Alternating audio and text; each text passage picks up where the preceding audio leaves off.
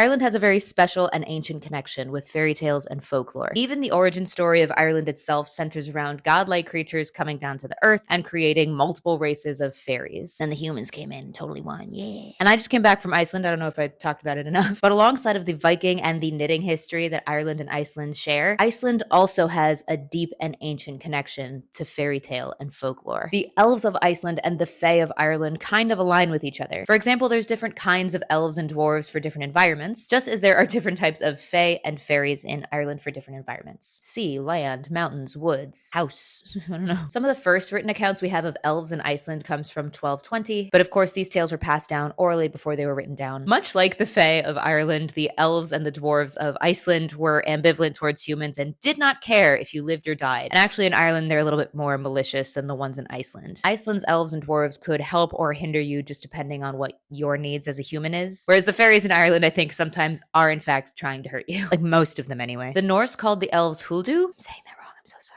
So the Icelandic people called them Huldu folk. And like most traditional fairy tales, folklore and fairy tales in Iceland served a dual purpose. Same in Ireland. Number one, it was of course to keep people safe. You can't have children wandering off in these environments that are harsh and cold and wet and unforgiving. But instead of saying something like, you'll slip on a rock and smack your head open, because a kid would say, no, I won't, they would say, there's a fairy that lives in the woods and she hurts children. That's scarier and will keep them out of harm's way. The second reason is, of course, to understand the world that we live in, to represent something bigger than just our tiny little human selves. Maybe they're perfect living things. Maybe they're representative concepts of shame, fear, or potentially they provide reason in a confusing, unforgiving, sometimes unfair world. Why do bad things happen to good people? Why do sometimes good things happen to bad people? What else if not for a malicious creature set out against you? Fairy tales have always been more than just romantic, fun stories to entertain people. They were how we humans could figure out the world that we lived in. And these emotions are bigger than just ourselves and what we can see. Also, I like the idea that Ireland and Iceland are both very dramatic, incredibly beautiful landscapes. So with a landscape like this, yeah, fairies,